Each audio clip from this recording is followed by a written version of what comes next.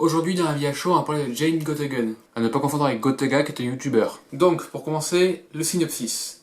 Jane, c'est la gentille, mariée à Bill Hammond, c'est personne, si ce n'est son mari, sont recherchés pour échapper à John Bishop, un puissant et dangereux homme. C'est le méchant. Lorsque Bill reçoit 10 balles dans le dos et annonce à Jane que Bishop arrive, elle va chercher son ex-mari, Dan Frost, pour lui demander de l'aide. Ils vont défendre ensemble la maison pendant que le mari de Jane agonie sur son lit pendant tout le film et ne fout absolument rien à part boire pour ne plus avoir mal. Alors déjà, je n'attendais vraiment rien de ce film, la bande-annonce me tentait assez, mais bon, en ayant vu de la filmographie de Gavin O'Connor que Warrior, avec Jill Egerton, qu'on retrouve encore dans Jane Got a Gun, dans le rôle de Frost.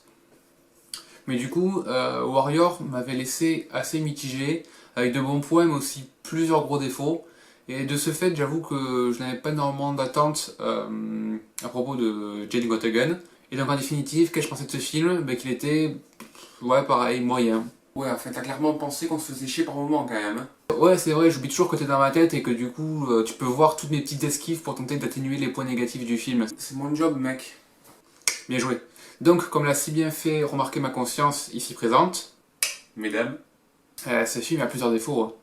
Le premier, c'est que malgré le fait que le film ne dure pas très longtemps, 1h40, il y a des longueurs quand même. Hein. Alors elles ne sont pas très graves, hein. Franchement, ça ne m'a pas dérangé plus que ça, d'autant plus que quand ces longueurs arrivent, la plupart du temps, elles sont vite court-circuitées par des flashbacks sur la vie de Jane, où l'on voit en fait le passé qu'elle a eu et pourquoi est-ce qu'elle est recherchée maintenant, elle et son mari, par Bishop.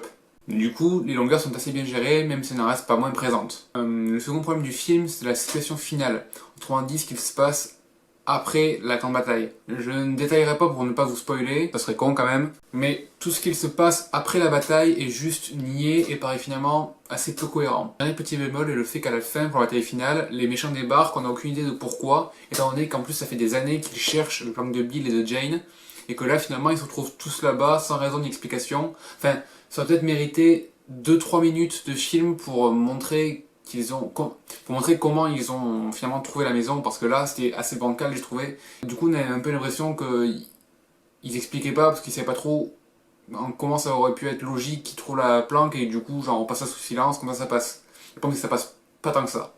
Après hormis ça, le reste est assez convaincant, il faut le dire.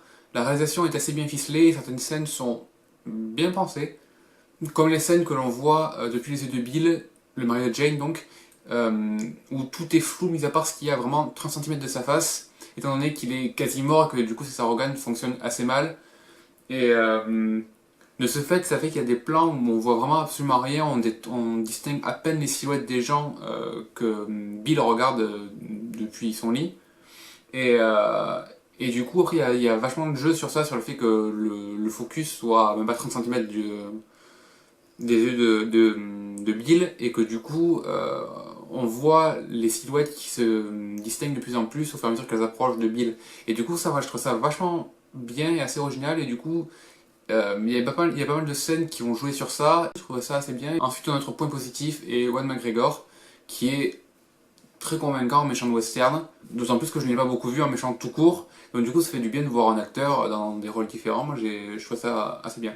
D'ailleurs, je t'en connais sur le casting, je trouve ça assez marrant parce que par moments on dirait vraiment qu'on se trouve sous Tatooine, parce que bon, entre le désert, Natalie Portman qui jouait Padmé dans la prélogie Star Wars et McGregor qui jouait Kenobi, c'est assez cocasse, mais bon, c'est pas très important. Concrètement, ça m'a juste fait rire parce que voilà quoi, mais en même temps, toi il t'en faut quand même assez peu pour te contenter, hein. Mais je t'emmerde mec, tu sais, franchement je n'ai vraiment pas besoin de toi et tes avis pour ajuster mes pensées et mes paroles sur ce que j'ai aimé ou ce qui me fait rire, franchement, mais ce que tu penses, je m'en bats les couilles avec un tisonnier, tu peux même pas savoir à quel point. Hein. Bref, un autre point positif est la bataille finale.